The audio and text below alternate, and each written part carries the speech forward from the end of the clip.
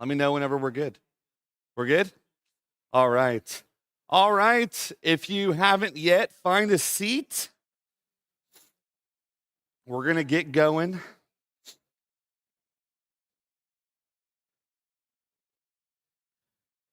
You all are on mic time now.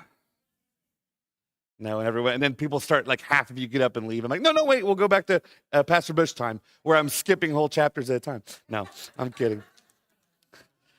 You all are like, please, you would never do that. I'm like, you're probably right. I probably would. And that's not always a great thing, to be honest, whenever you have a short amount of time. All right, flip over, if you will, to Genesis 3 again, verse 15. Genesis 3:15. We're going to briefly read this, and then I'm going to pray us in, and we'll begin. So Genesis chapter 3, verse 15 reads, "And I will put enmity between you and the woman, between your seed and her seed. He shall bruise you on the head, and you shall bruise him on the heel." Let's bow. Father God, thank you for this conference, for the ability to just meet at Southwood Bible Church in Tulsa, Oklahoma, and just pour over your word, to really dive into the record of the Genesis, Lord, the beginnings, the book of the beginnings.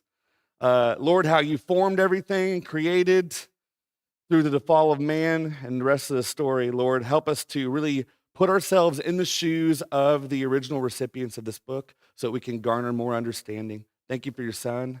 It's in his name I pray. Amen. All right. Well, good afternoon. I would say morning, but we're not in the morning anymore. You guys have done a fantastic job so far. 4 hours, well, more than that, push on 5 hours of lectures. So I'm going to take us home. So I'll vary my voice and I'll yell sometimes to keep you awake, so that we can get going. Now, before we begin, I would like to mention I would like to just reflect a moment on this. Isn't it awesome how we are just going through this book and working to put ourselves in the shoes of the original recipients of Genesis? It's a very different take on the book. Normally, when we open the Bible, we are more interested in trying to find the application to myself, which is not inherently a bad thing, but sometimes as we're learning, that doesn't lead to the fuller understanding of the text, does it?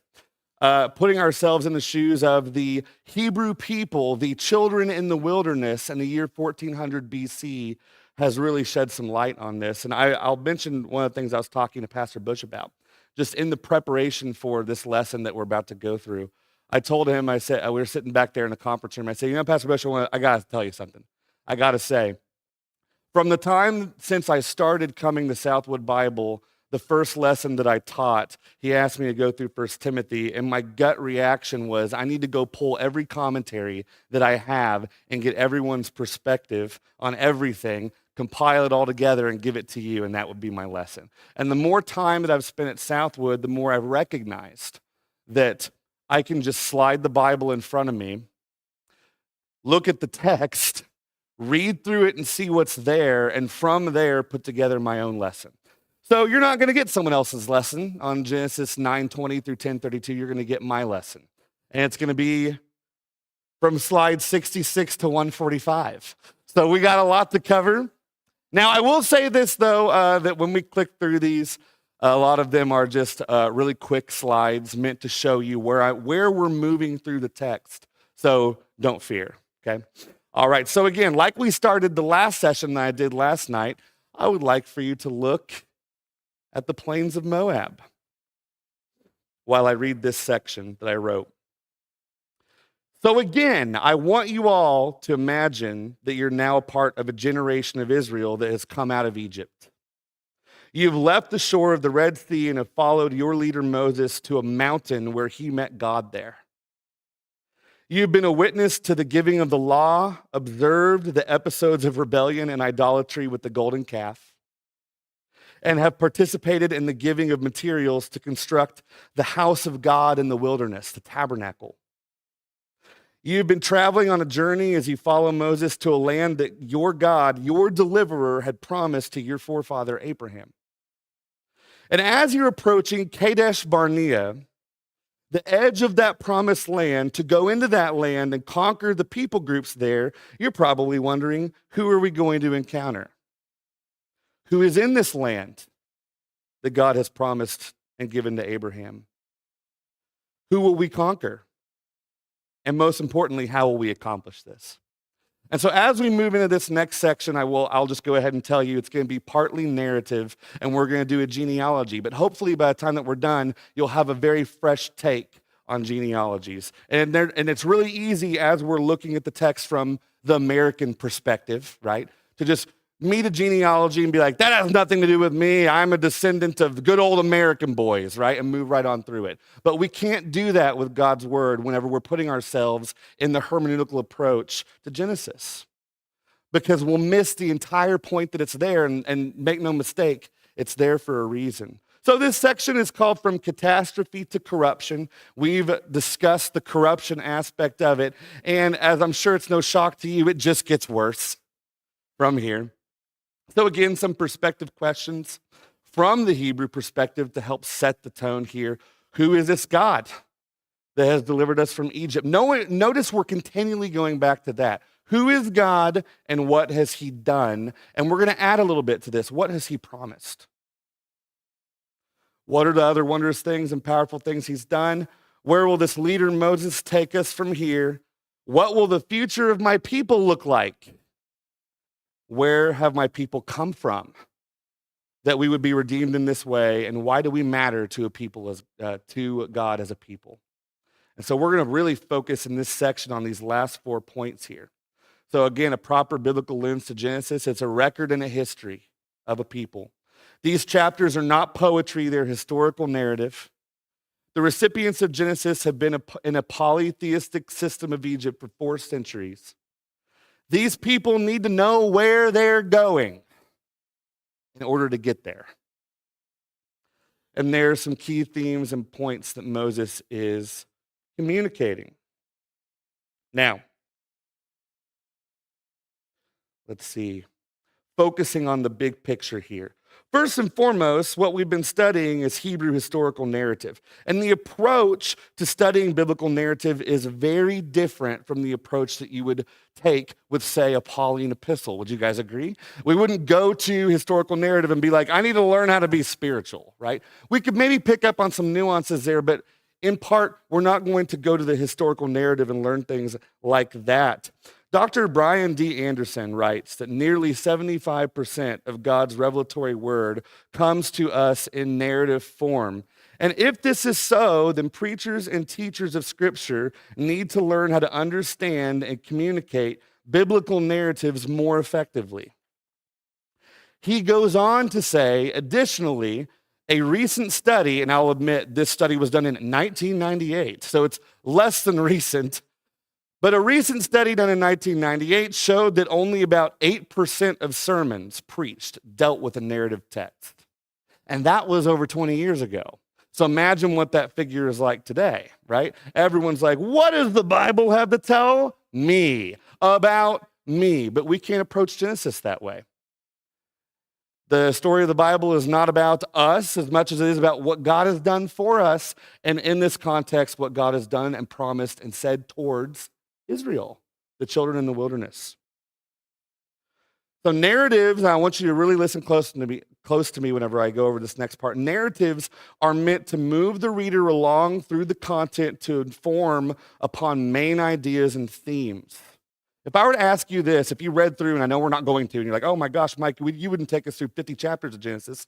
It would take us forever, especially if I'm the one doing it. If we were to go through Genesis, and I asked this in my class several months back, if you were to go through Genesis 1 through 50 and put together what the theme is, here's some of the things that you would come up with. God is faithful, he keeps his promises, and he's a provider. Now, explicitly in Genesis, you might read those words, but you get those ideas from what? Observing God doing those things. Through what? Narrative.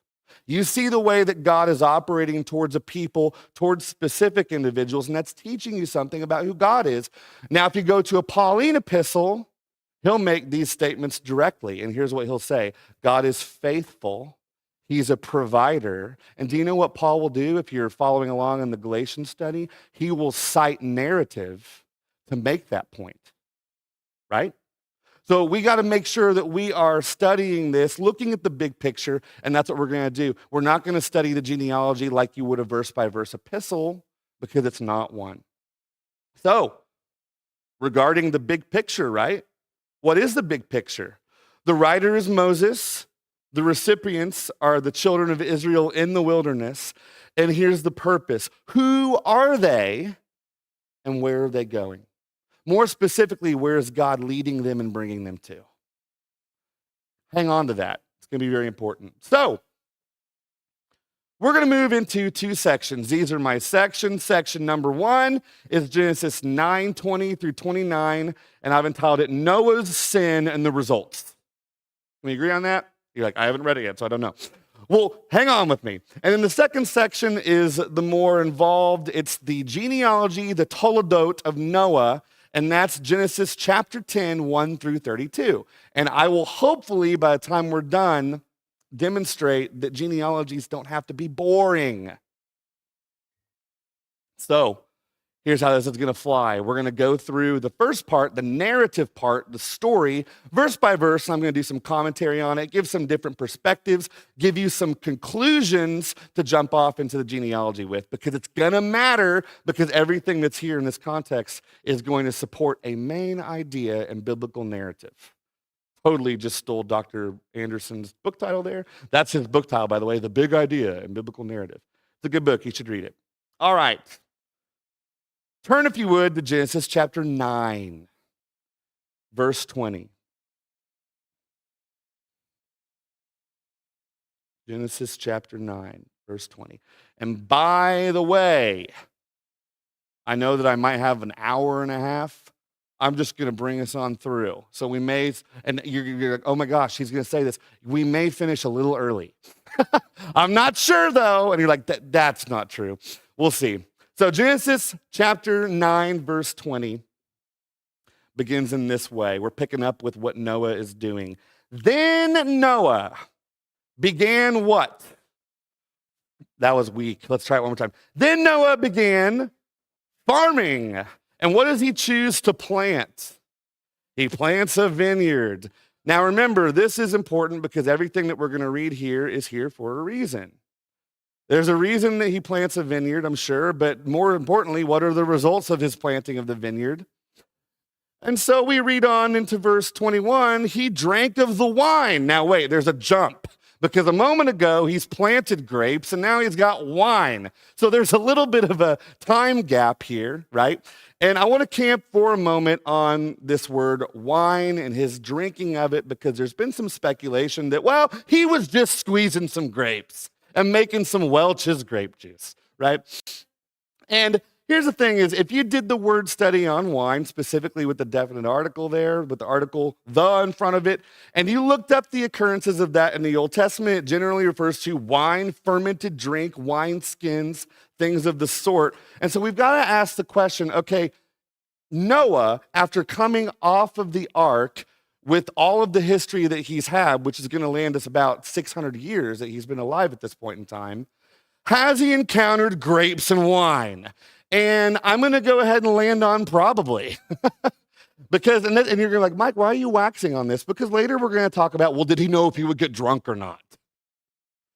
So he drank of the wine. He squeezed some grapes, fermented it, and what does it say there? And became drunk. He became drunk. Now, you might, if I was teaching an epistle, I might go into like, let's talk about alcohol in the church. I'm not going to do that. It's inconsequential here. All you need to understand is the results of what's happening, okay? Because in biblical narrative, as you're reading through the text, one thing, don't miss this, one thing leads to another thing, leads to another thing, leads to the thing that the nation of Israel needs to know going into the promised land. Following me? So we're not going to wax on the drunkenness of Noah as much as we are going to wax on the results of the drunkenness of Noah.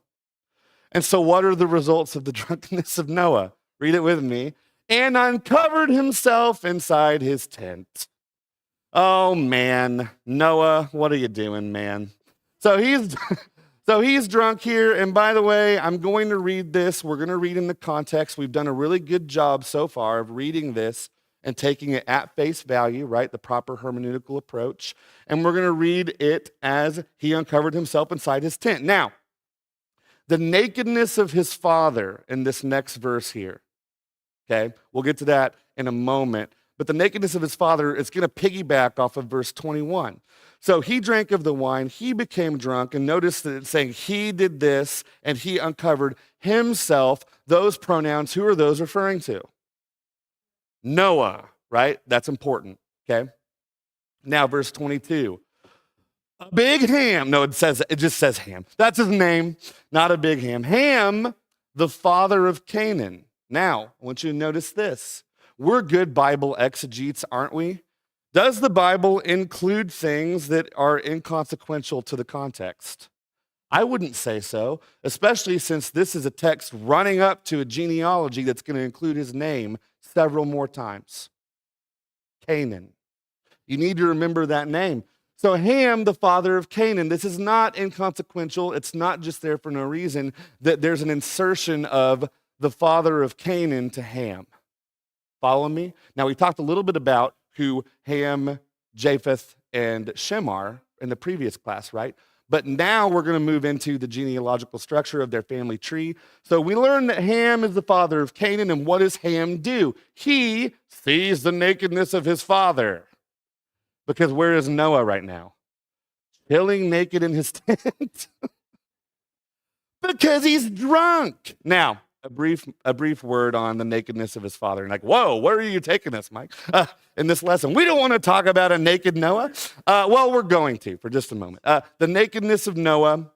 Some people in commentaries have concluded, well, this means you can go into the different Hebrew texts and find that the nakedness of the father is in reference to the mother. When you see the father's nakedness, it's leading to or meaning that you're seeing the wife.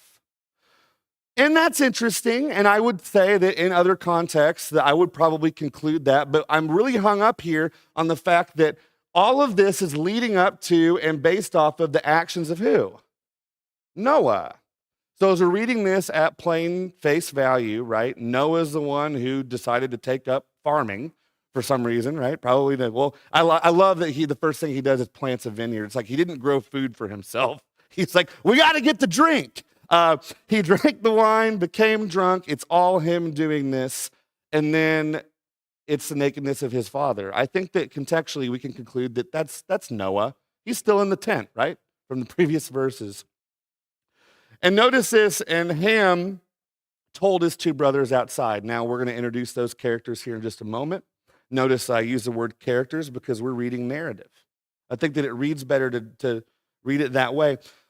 So moving on, Ham sees this and he tells his two brothers. His two brothers appear in verse 23, but Shem and Japheth took a garment and laid it upon both their shoulders, and they walked backwards, and they covered the nakedness of their father, and their faces were turned away so that they did not see their father's nakedness. Okay? So we have our little juxtaposition here, comparison, and we can start to put two and two together, and we'll do that more in depth here in a moment. But what we can start to compare is we have the actions of Ham compared to the actions of Shem and Japheth. And what do we see? We see really a lack of action from Ham other than just communicating to the brothers, but we see a righteous act from the two other brothers. They deal with the problem. Okay, so we're making observations right now. We are still going verse by verse. And verse 24, when Noah awoke, and that should say from, that's my first typo. See that? I don't always get them all. From his wine, there we go. He knew what his youngest had done to him, his youngest son had done to him. Now, notice that the text doesn't tell us how. It just says that he knew. I don't know how he knew, but it says that when he awoke, he knew. Could it have been that he was told, hey, Ham came and told us this and we covered you up, Dad, like from him or Japheth? We don't know, but we do know that he knows and he what? He responds. verse 25. We're going to camp briefly here in just a moment. So he said, "Cursed be Canaan." Now pause. Pause, okay? What do you notice? And you can respond. Why not Ham? This is totally unfair. We've got Ham looking upon the nakedness of his dad, yet we have the cursing of Canaan. Notice who Canaan is.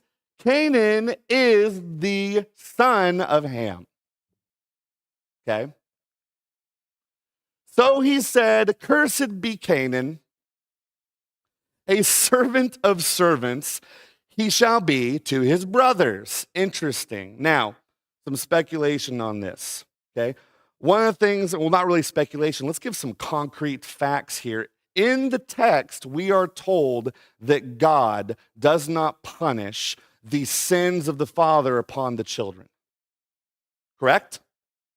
So that's very interesting here because since we know that in God's character, he does not do that, we have to continue thinking. Then what's going on here? We can conclude already off the bat that it's not that. It's not that Ham did this, so I'm going to punish the child as a result of what Ham has done, because that's not how God operates, and he explicitly has told us that that's not how he operates. Following me so far?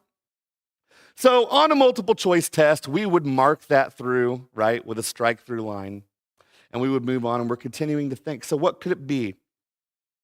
Again, I'm not going to wax too heavily upon this, but what I want you to notice is that if God is cursing through Noah prophetically Canaan, and God does not blame the child for the father's sin, then probably, and this is speculation, because remember in the first class I taught in the creation days, what did I say over and over again? What does the text what?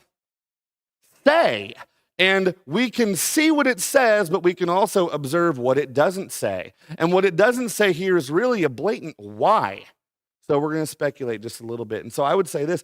Canaan, and this is going to be the position that a lot of people have taken, Canaan may have been cut from the same tree, if you will, or be a fruit that hasn't fallen far from the tree of his father. But what we know here is that for this to happen to Canaan, probably Canaan has done something or will do something to elicit this from Noah or God through Noah. Okay, you follow me so far? So what I want you to pay attention to, because going back to the narrative, we're not studying this as much as an epistle as we are focusing on what's happening, the information that Moses is including here that leads to more information into the genealogy. And so what we've learned so far is that Noah is in sin, in drunkenness. I'm going to conclude that he knew that he could get drunk. Okay, you could take a differing opinion on that. That's fine.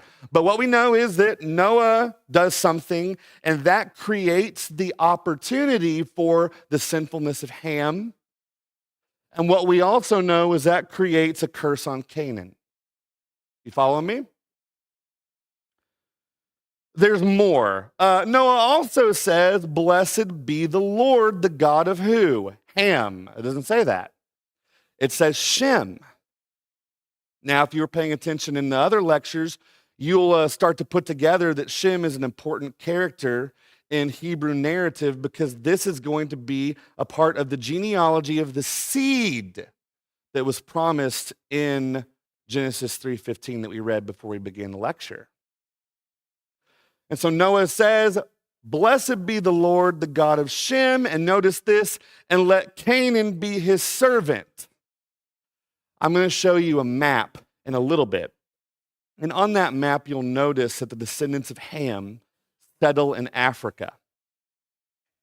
And what's interesting about that is that there have been some that have jumped to and made the conclusion, and I'm not going to wax too much on this.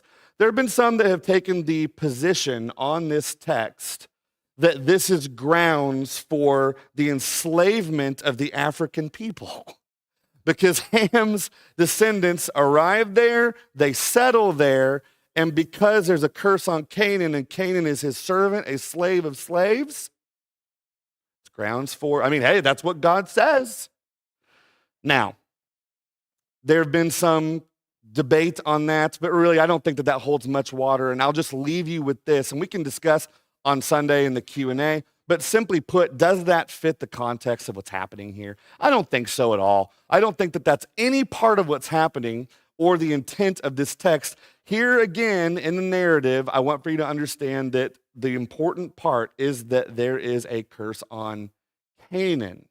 And how that comes about, there's not a whole lot of information. Do you guys see anything I'm missing there? There's not a whole lot going on. Now in verse 27, may God enlarge Japheth and let him dwell in the tents of Shem. Now we have some positive communication towards Japheth.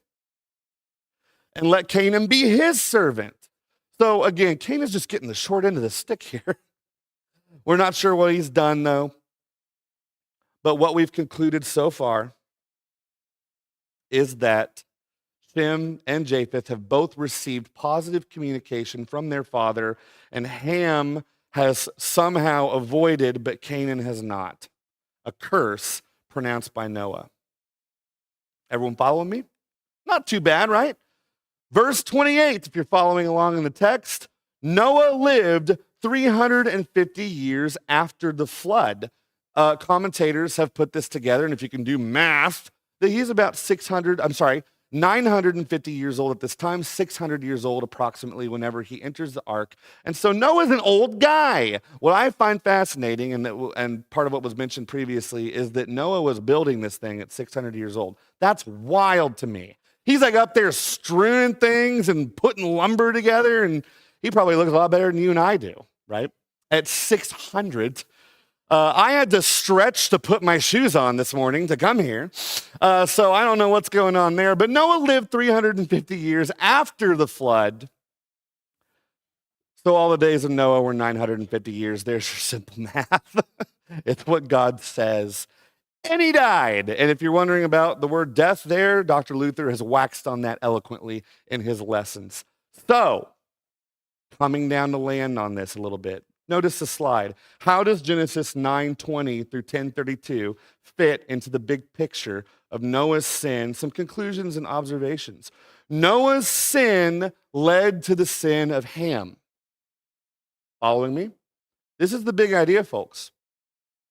Noah's sin led to the sin of Ham. Next point. Ham's sin led to the curse of Canaan.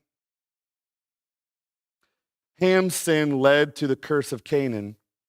And this is perhaps the most important point, one of two that I'm going to make this afternoon. Canaan led to the Canaanite people groups.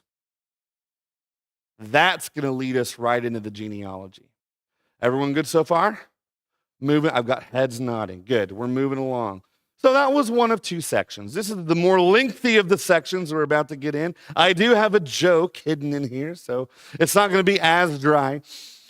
But two main sections here. This is section number 2. We're beginning Genesis 10, 1 through 32, the Toledot of Noah and the table of nations.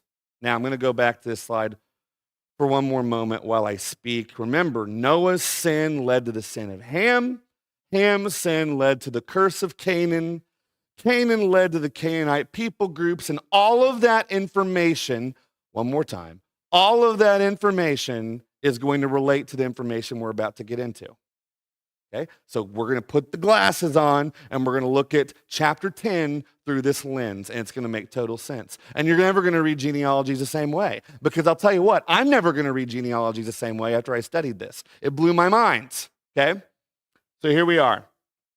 Next section, the Toldot of the sons of Noah, the table of nations, and the Tower of Babel. Okay? Now you'll go, whoa, hang on, that's Dr. Luther's section. And it is. But I'm going to lead right up to it, because if you haven't noticed so far, we're piggybacking off one another, setting each other up well in the context. It's just going beautifully so far. We're landing on the same things. It's fantastic. So Genesis 10:1 says this, now these are the, what does it say? The records of the generations. Is this a poetic book? And you're like, Mike, you've made this point like 8,000 times. And we will make it 8,000 more times. This is a history book. This is a historical account of a people. That is so important.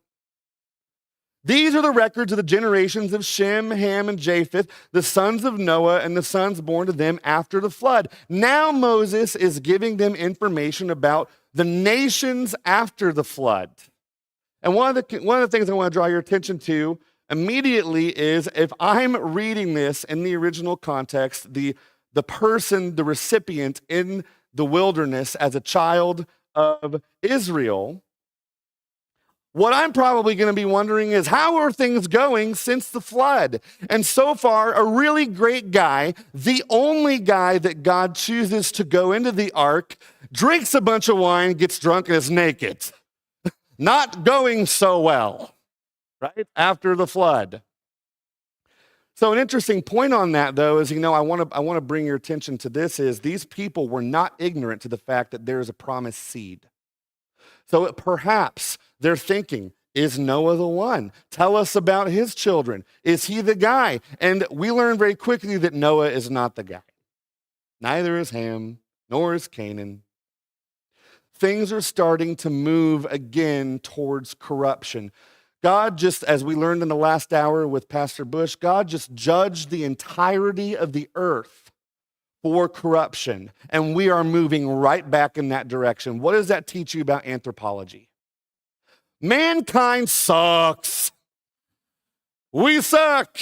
And I think that's interesting, because in the spiritual life, kind of bringing this a little bit, jumping out of Genesis for just a moment, in the spiritual life, we try and do things on our own all the time. And from the pages of Genesis, we are seeing and learning that, guys, we just really, really stink at doing the righteousness thing. And we're learning that. How are we learning that, everyone? Through historical narrative. You don't just need Paul telling you that in Galatians. You also have it here in the very beginning, the book of beginnings. So these are the generations of Shem, Ham, and Japheth, the sons of Noah. And sons were born to them after the flood. Now, are you ready to get tedious with me? And you're like, no. Well, we're gonna do it anyway. Some of you are like, yes. Others not so much. That's okay. We're gonna get a little bit tedious, but as I'm gonna show you, this is fascinating. Okay? Because again, my goal and our goal really as a teaching group for you is to, as Pastor Bush has said and Dr. Luther, is to whet your appetite to where when you leave this conference, you're like, I had no idea how those guys arrived at those conclusions, but I want more. And I want to jump into the text for myself, because where are they seeing that at? And how are they seeing these things? And if we go slowly, like we're about to do, we're going to see some interesting things. Sound good? Moving on. Verse 2, the sons of Japheth. Now we're leading off into what I called previously the table of nations with the sons of Japheth. Okay? So the way I have this laid out, and we're on slide 87 of 145 now, but these are going to start to go a lot faster, because all they're going to be is clicking through and highlighting certain people. Following? So do your best to follow along from looking at the text, who's connected to who. Okay? So the sons of Japheth were Gomer and Magog. And you're going to recognize some of these names, particularly Magog there, those of you eschatology nuts. The sons of Japheth were Gomer and Magog and Madai and Javan and Tubal and Meshach and Tiras. And yes, I probably pronounced every single one of those incorrectly, but that's fine, because that's not the main point. We can recognize the names, right? So these are the sons of Japheth. Now, what you'll notice as we move through these verses is a structure. It starts with each of the sons of Noah, and it goes into their sons, and then it starts to break out very eloquently, each son that had children after them, and go into those sons. Okay? So Japheth was first, and here are his sons. Now let's talk about Gomer. See how the text is moving along? Where was Gomer? First on the list here. Okay? The sons of Gomer were Ashkenaz and Riphath, and yes, I'm doing a horrible job, and Togarmah, these are the sons of Gomer. The sons of Javan were Elisha and Tarshish, Kittim and Dodanim. These are the sons of Javan. Okay? Let's see here. So this right here, we have the table of nations. You see these sons. Here's Japheth. I know that that's really tiny text. I will do a better job next time. But if you need this printout later, just let me know. But Japheth is here. You've got Gomer, his sons, Magog, Madai, Javan and his sons, Tubal, Meshach, and Tiras, 7 sons of Japheth and their sons, the right side of the table. Okay? Moving on from there. The sons of Ham. Now we're on to the meat of the genealogy. No, I'm kidding. The sons of it, that was really bad. Hey, we're coming up on Thanksgiving, it's fine. The sons of Ham were Cush, Mizraim, and Put, and notice, Canaan. He's going to be very important. Okay?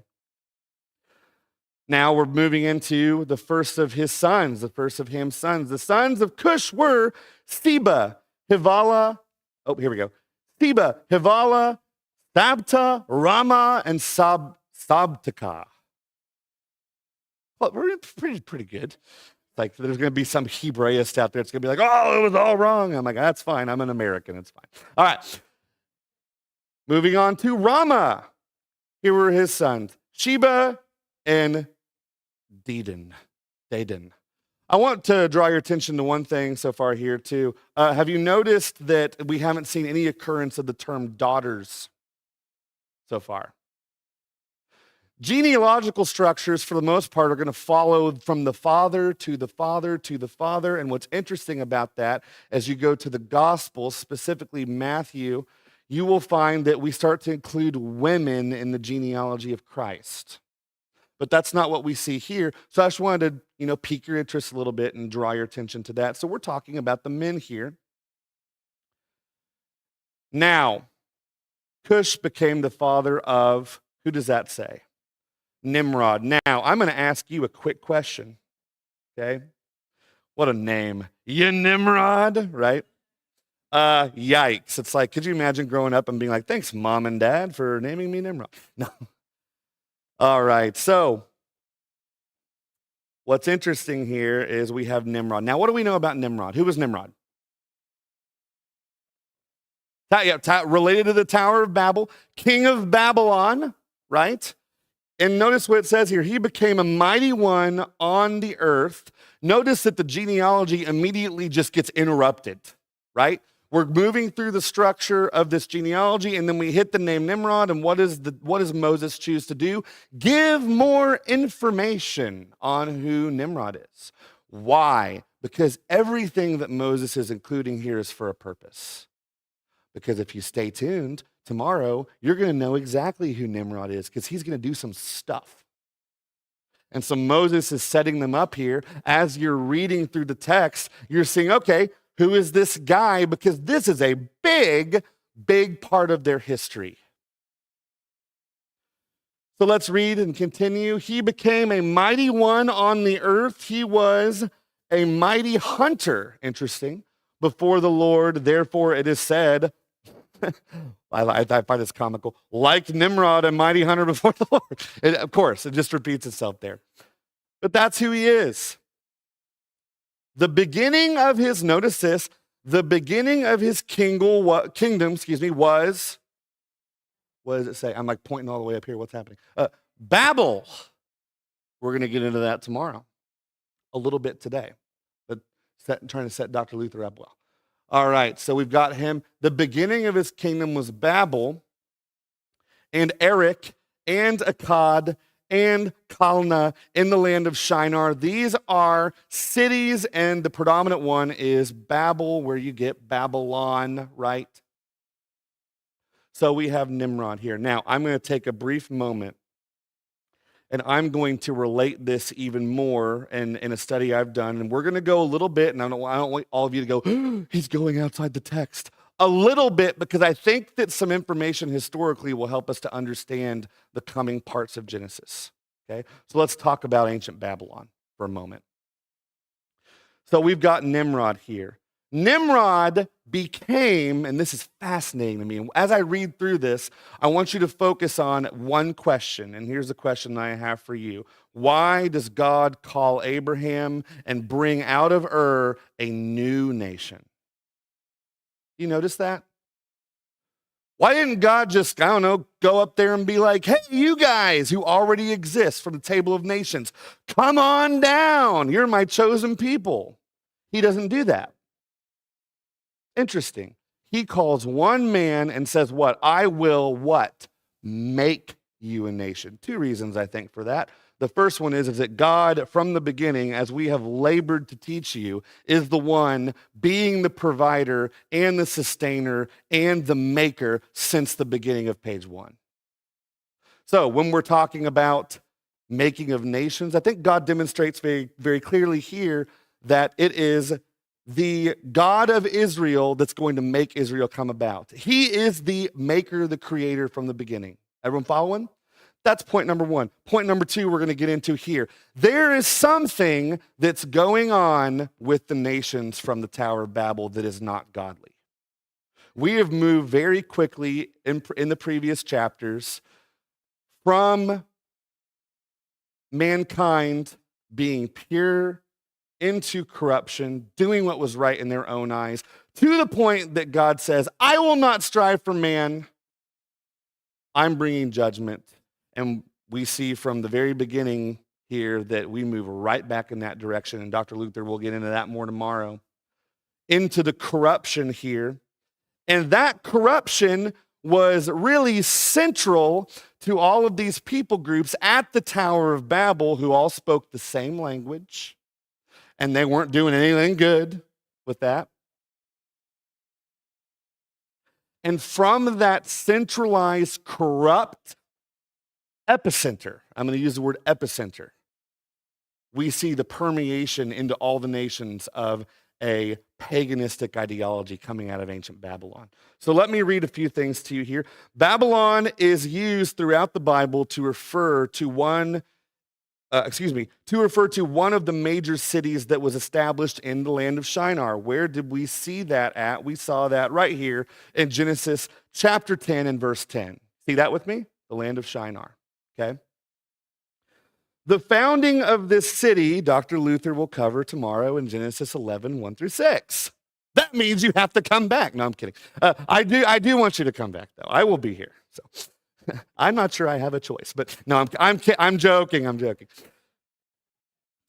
And one of the things I want to wax on here for a moment, okay, and this is one of the most interesting things I've stumbled on that's outside the text, I think has some bearing into and may give us some information as to the why that God does things the way that he does, is there was something egregious going on in ancient Babylon, and it was called the mother-child cult. Now, some of you are like, I've never heard of the mother-child cult before, but I would beg to differ. I bet that you have, but that name hasn't been applied to it. I'm going to show you that here in just a moment. This was a religious counterfeit of the truth that originated soon after the death of Nimrod himself.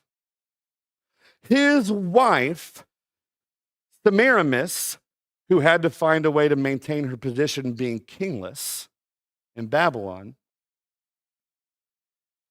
and their son Tammuz, those two were the only ones that were left. So there was some type of counterfeit going on. And so follow me here. Here's what was happening. Semiramis began to lie to maintain her position that Nimrod had, and I really want you to lean in here and listen to what I'm going to say. Semiramis began to lie to maintain her position that Nimrod had willingly died for mankind, crushed the head of the serpent, counterfeit of Genesis 3:15, and came back from the dead in the form of her son Tammuz. That's interesting.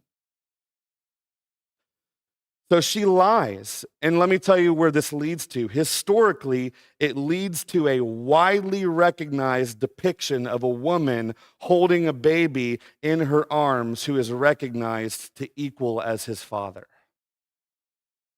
What? And don't miss this. As a result, and I'm really stealing, but we consulted and he's not going over this. So this is great. You're getting this for free.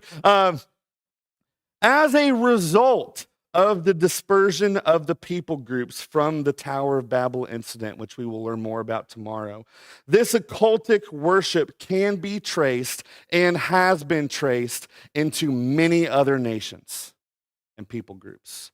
How does that make any sense? What happened? Everyone was together at Babel, and then what happened? Their languages were confused, and they what? Dispersed. Tracking with me? Now, here's what's interesting. You're like, I've never heard of the mother-child cult before. And I would say, and I have said, I beg to differ. Because in other cultures, Semiramis has other names. Here are some of her names: Rhea, Diana, Venus, Hera, Athena, Aphrodite, and others. Now, who is the child? Tammuz, also known as Nimrod reincarnate, is known as Tammuz, Kronos. Ninus, Baal, or Baal. Bacchus, Icaus, Dionysus, Osiris from Egypt, and others. And this ideology, this occultic worship, starts at Babel and permeates all of mankind. And the one who did this research was a man by the name of Alexander Hislop, and he compiled this, and he traced this pagan ideology and occultic worship into nearly every culture, and in doing so has sparked large controversy. And you might say, Mike, how has he sparked controversy? Because he has traced that occultic worship straight into the Catholic Church with the attributing of Mary as being holy, like her son is. Alexander Hislop sure rattled some cages with that one. So good luck Googling him. No, I'm kidding. He is Googleable, and he does have a book on Amazon, but I bought it, so he is buyable. But isn't that interesting? That at the very beginning of Babel, we have corruption seeping out into every nation. Now, my question for you is this: how does this relate to Israel? How does this relate to Israel? And I'm not here to tell you that I've done all of the research on this and that this is something that you should buy hook, line, and sinker, but I like to make discoveries and I like to think. Do you guys like to think? So I think it's fascinating that with this information that we have historically from Babylon, I think it's interesting that God doesn't use those nations, but he calls and makes his own. A nation that is not infiltrated by paganistic ideologies, and he says, Abram, I am your God, and I will make you into a nation. Isn't that interesting? God doesn't use what's already in existence. A nation is called out of the occultic, and don't miss this, called out from where? Out of the occultic practices and established as a new nation. Under who? The God of Israel. The great I am. Who are you, God? I am who I am, he says. Becoming a people for the true God's own possession. Isn't that fascinating? So we see Nimrod is very instrumental. We'll learn more about him in the next session. But he was a mighty one on the earth. He wasn't a great guy that we read. Here's some different depictions, right? It's very fascinating to me. So moving on to verse 11. From that land he went forth into Assyria. So who is the he? Who is the he? Nimrod. There we go. Still talking contextually about him, right? From that land he went forth into Assyria and built Nineveh. Interesting. What do we know about those people? Right? We know that a certain little prophet didn't want to go there. He's like, I'd rather be camping with the fish, he says. and Rehoboth, and Kala, and Rezin, and more names I'm mispronouncing, between Nineveh and Kala. That is the great city. Verse 13, Mizraim became the father of Ludim and Anamim and Lehabim and Naphtahim and Pathrusim and Kalsuhim, which from which the Philistines come, and Caphartim. And I think, honestly, that's pretty interesting that you have the Philistines coming there. Okay. So, I should have gone that slide. There it is. There's Mizraim. So now there are all of his descendants. So we have Mizraim becoming the father of Ludim, Anamim, Lebanon, and I honestly think that Dr. Seuss probably had something to do with the naming here. I think he may have co-authored this with Moses, because that's wild. These are all, they sound like the little animal names. So we have these people groups, right? Now, verse 15. Remember that name I asked you to remember and to recall? We're going to recall that right now. Canaan became the father of Sidon, his firstborn. And notice this, Heth. How many of you people know who Heth is or who comes from Heth?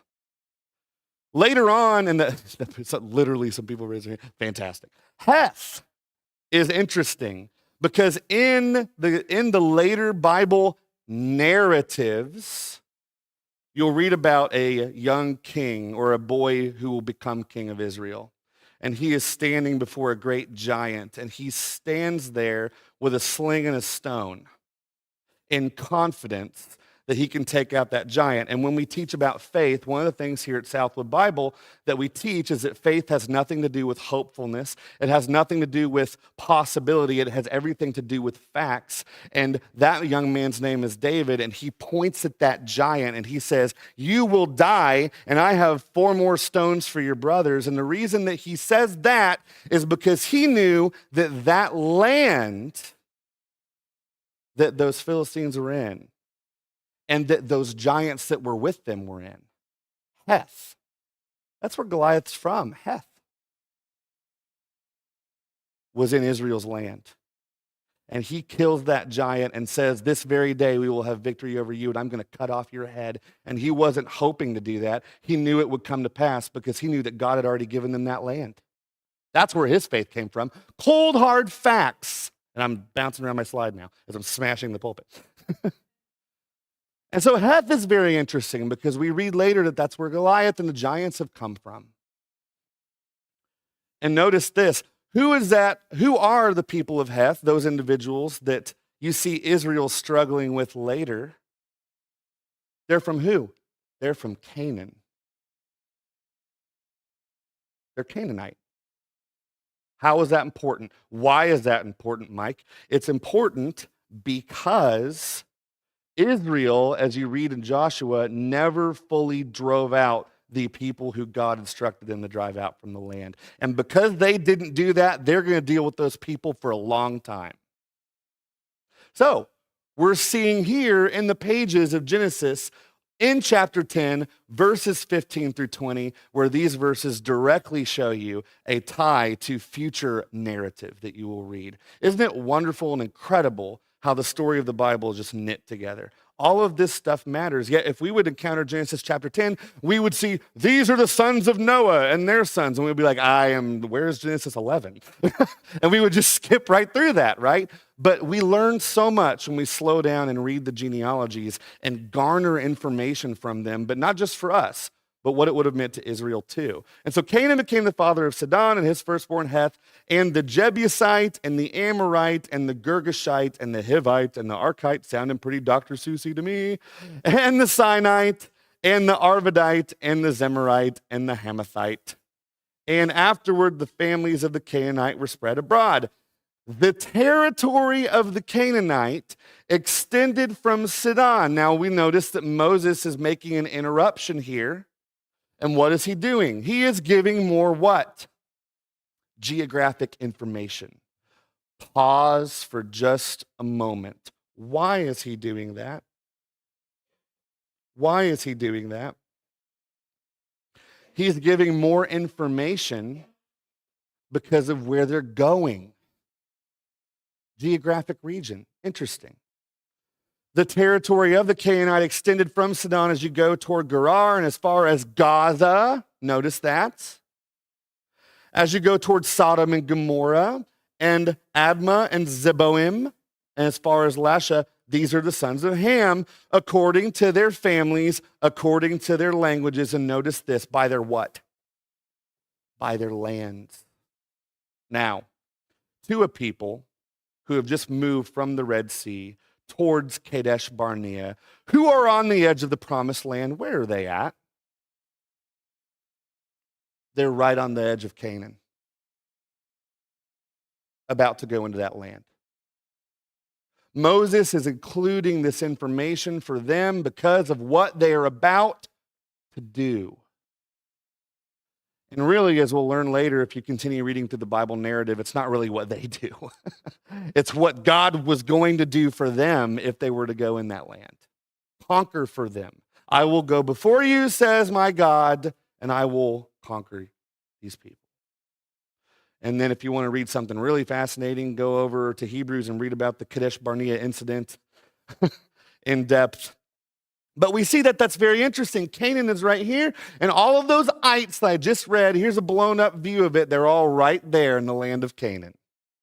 Now, I want you to notice this too as we go back to all of these ites. Notice that we move from names to people groups. You think that's significant?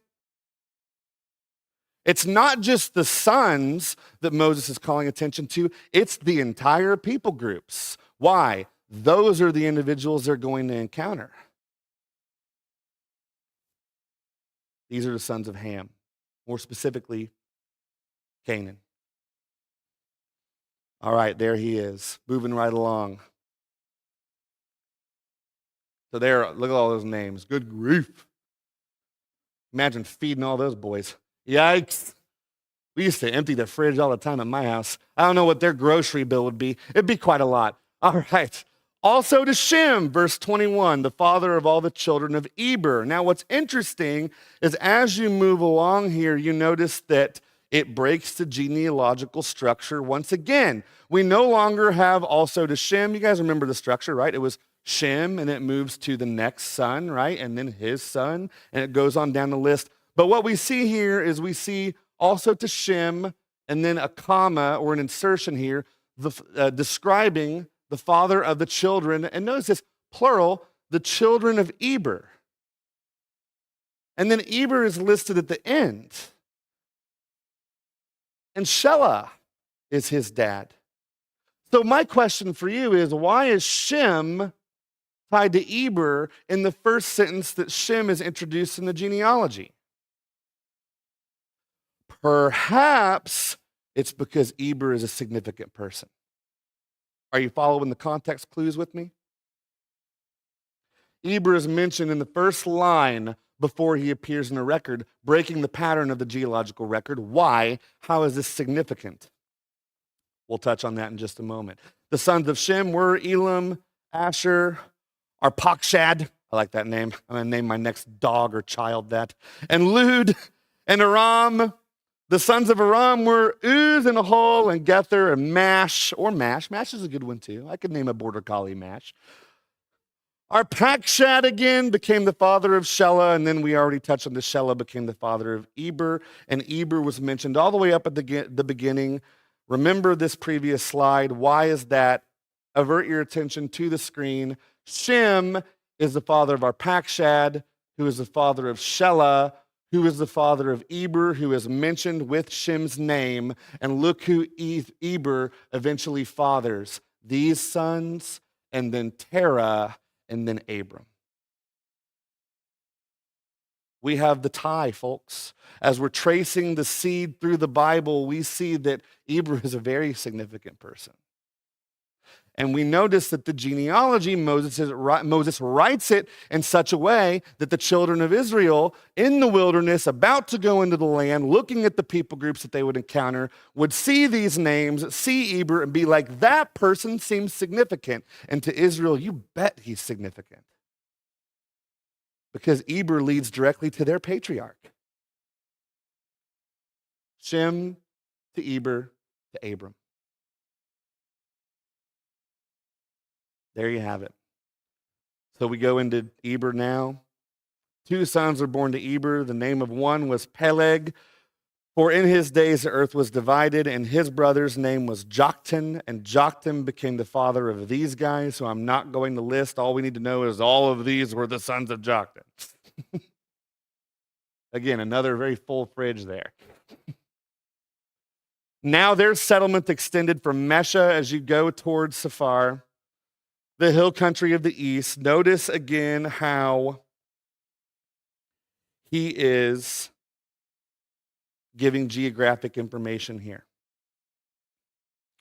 These are the sons of Shem according to their families, according to their languages, according to their lands, according to their nations, the table of nations as a whole. Now, camping briefly back on Eber, who traces us to Abram, the promised seed.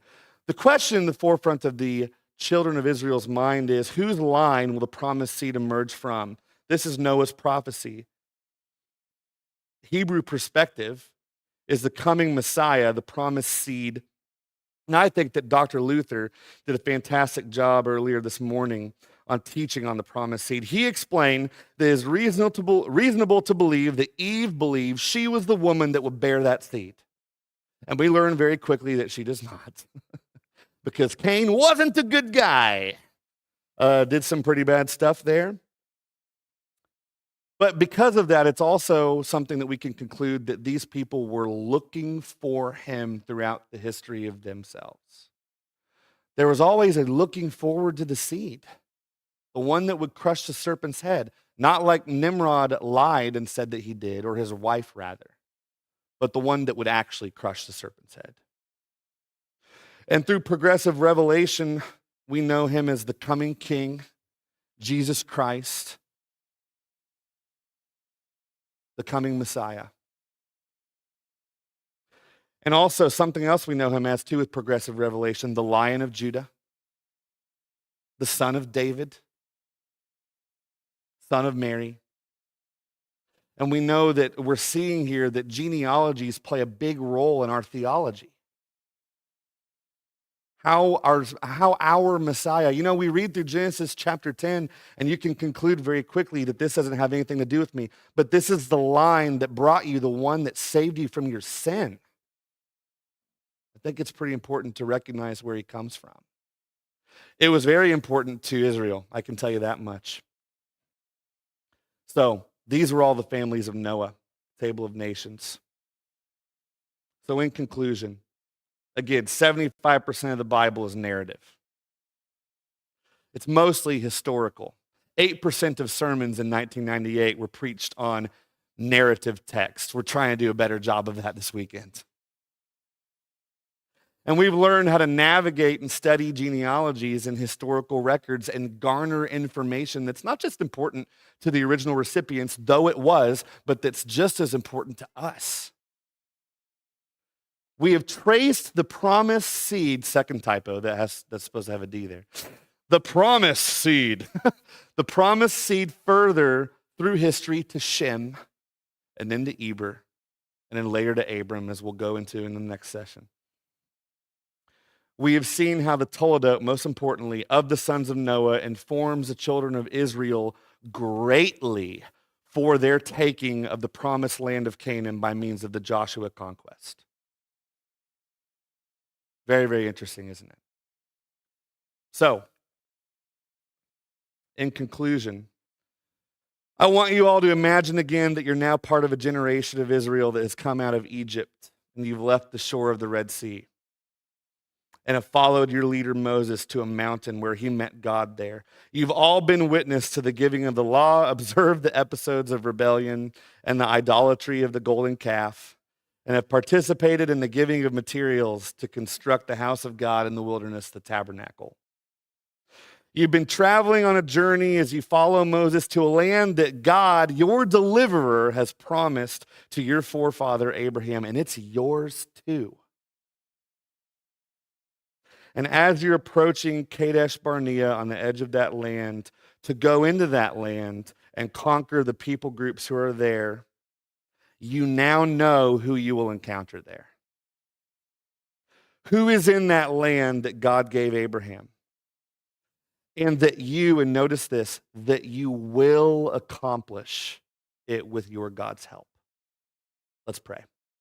Father God, thank you for this time, for the book of Genesis, the book of beginnings, everything that we're learning as we go through this carefully and strategically, making sure that we're not skirting over all the words as fast as possible, but we're really paying attention to what you've put here. Because God, we understand that from cover to cover with the Bible, you are the ultimate author.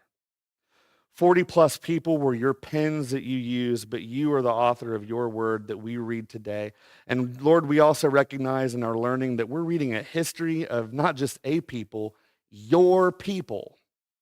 The only people that you've covenanted with, and that covenant is still in effect today. So Lord, as we continue reading through the historical narrative, the records of these people, the records of history of the world, mankind, that we would be careful to pay attention and to take good notes. It's in your name I pray. Amen. You're dismissed.